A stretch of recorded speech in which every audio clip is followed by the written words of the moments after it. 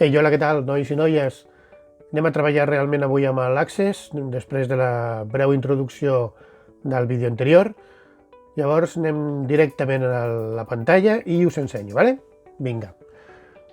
Vale, jo ja tinc aquí l'Access obert amb la base de dades que vam fer en l'exercici anterior, és una biblioteca, només ho vaig gravar i està completament en blanc, d'acord? Llavors anem a començar a fer la nostra primera taula. Per crear una taula, aniríem aquí a la pestanya Crear, i aquí tenim, fixeu-vos que tenim tres opcions, tenim taula, diseño de taula, jo el tinc en castellà, taula, diseño de taula i listes de SharePoint. Vale, jo faré servir l'apartat diseño de taula. Vale? Fixeu-vos que si m'anés aquí, ja em crea una taula 1, ja podria posar aquí directament els diferents camps, però jo prefereixo fer-lo directament en vista dissenyo. Vale? Vale, així tenim, fixeu-vos, ja aprofito per comentar-vos que en les taules aquí tenim diferents formes de veure les coses. Vale? Això ens passarà amb pràcticament tots els subjectes. Vale? Llavors tenim, en aquest cas, tenim dues vistes, dues formes de veure les coses. Ja veureu que en altres subjectes, com les consultes, tindrem, o els formularis o els informes, tindrem com a mínim tres formes de veure les coses. Però bàsicament, perquè veieu el que és. Jo us he dit, ja hem quedat, que una taula no és res més que una llista de dades, ¿vale? Com si fos una espècie de full de càlcul d'Excel, que no és ben bé així, però com si ho fos. ¿Vale? Llavors, hi ha dues maneres de veure-ho. Una forma és tipus Excel, ¿vale? Tipus Excel, així, la teva quadrícula, amb les teves dades, o en vista de disseny. I és que resulta que tu amb l'Excel, per exemple, tu pots, ja tens les columnes creades i tu pots posar el que vulguis en les columnes, i en el cas de l'Access, les columnes te les has de crear tu mateix. Llavors, en la vista aquesta dissenyo, és allà on creem les nostres columnes, que li direm camps, els nostres camps. Llavors tenim aquí, fixeu-vos que tenim de la taula 1, en vista dissenyo, tenim el nom del camp i després el tipus de dades. Dedicarem un vídeo especial per veure tots els tipus de dades que hi ha amb deteniment, d'acord? Però de moment el que m'interessa és només crear una taula. Llavors, per crear la taula és posar-li un nom de camp, un nom de columna i un tipus de dades. I de forma opcional li podeu posar una descripció. Vale? Llavors, què farem? Doncs mireu, li posarem un nom del camp, que serà, per exemple, com que seran llibres, li posarem el codi del llibre, per exemple.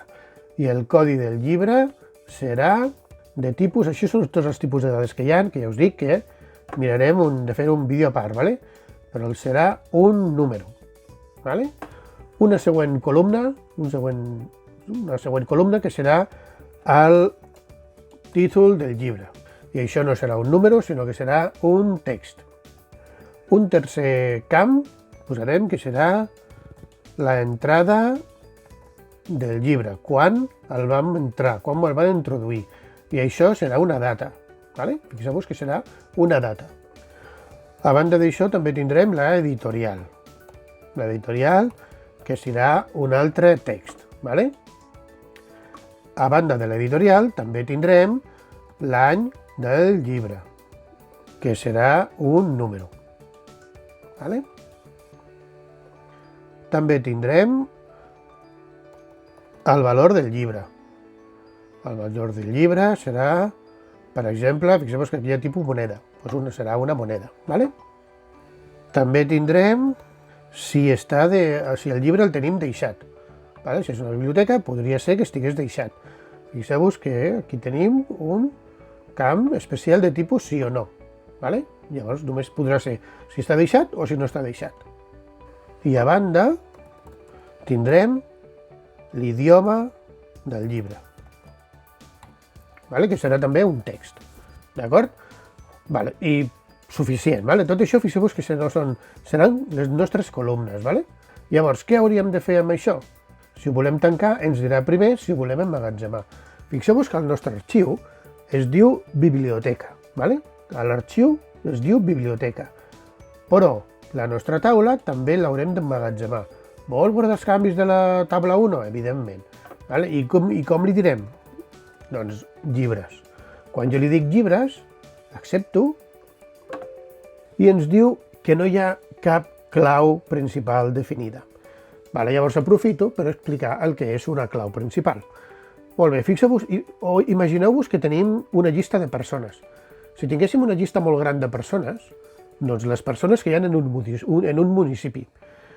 Si tenim això, d'alguna forma necessitem identificar a cadascuna de les persones que hi ha, perquè la base de dades entengui i sàpiga quan anar o quan cercar o quan veure quines són les dades d'una persona en concret i no d'una altra. Llavors, això l'Access ho resol amb una cosa que li diu clau principal. I la clau principal no és res més que una propietat que li dona a un camp, de vegades també amb un conjunt de camps, però normalment a un camp, i que farà que no es repeteixi o que obligarà a que no es repeteixi mai. Per exemple, si fos una llista de persones, doncs el camp que tindria aquesta propietat especial de clau principal seria segurament el DNI. D'acord? Tenint seleccionat el codi del llibre, jo el que li diré serà que aquest camp, el codi del llibre en el meu cas, serà la meva clau principal.